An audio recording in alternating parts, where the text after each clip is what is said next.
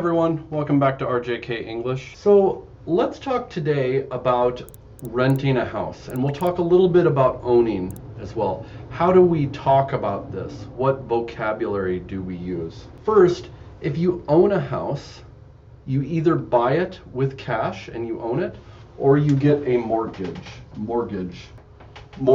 We pronounce it like this, mortgage, but it's mortgage. And I believe that the mort in here probably refers to that you have it for a certain amount of time and it kind of dies. You know, you have it for a certain period of time. A mortgage will add interest into it so that you're paying off the interest as you're also paying into the cost of the house. So as you pay the interest, you are also getting what we call equity. Equity means you own it. So at first you don't own any of it. The bank owns it, right? The bank gives you the mortgage. But as you pay the interest.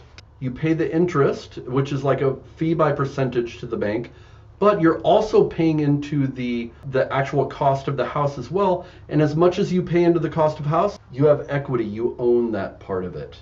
You have equity in it, ownership. If you own the house for 5 years, usually we do 30-year mortgages here. So after 30 years, you own it. So after 5 years, you maybe, let's say it's a $200,000 house, you maybe have $10,000 to $20,000 equity in it. You own $20,000 of it. So if you sell, you would get $20,000 minus the cost of selling. So you're talking about equity when you talk about owning. But a lot of people don't buy, they lease or rent. When you're renting, this is basically the same word when it comes to renting an apartment or leasing an apartment. It's basically the same thing. When you rent or lease, there is an owner. And he is not called a householder. We don't call him this. We call him the owner. This actually gets difficult.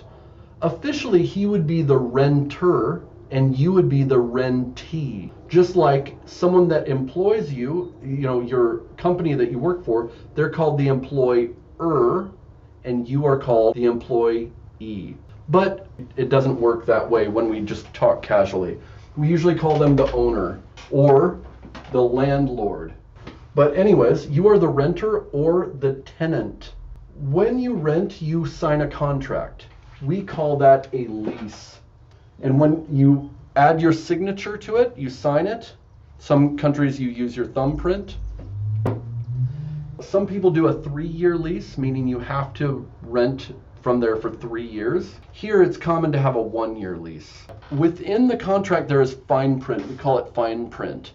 And there's a common saying here, hey, make sure to read the fine print. That means read all the legal language as well, because that's where the details of your contract are. The details are the fine print or the terms. What are the terms of your contract? Oh, well, I have to pay on this date. I have to maintain the property, etc. Those are the terms. Often you have to give a deposit or a down payment. Some people call it a guarantee. So maybe you have to give 2 months rent up front. It doesn't go towards your rent. The landlord holds that money. Once your lease is done, if you have taken care of the house and abided by the terms of the contract, abided by, this means that you acted according to the terms. You abided by the terms. If you did that, they will give all of your money back.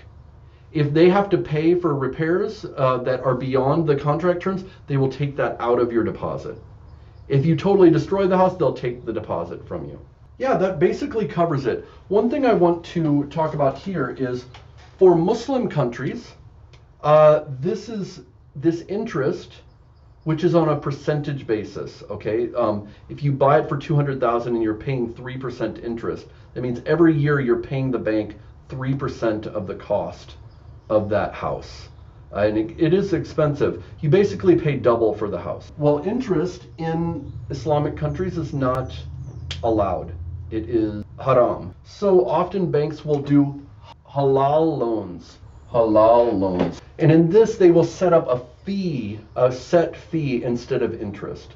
The idea is with interest, it compounds. So if you go beyond the terms, you're paying a lot more because interest compounds. So if you are able to charge interest, you can make a lot of money. That's how credit cards work. Anyways, I hope this is useful for you as you're talking about renting or owning a house. All right? See you later. Hi everyone, welcome to RJK English. Make sure to like and subscribe, and that will help me make more of these videos. I'm on YouTube and on Instagram, and see us on Facebook, and we can talk further.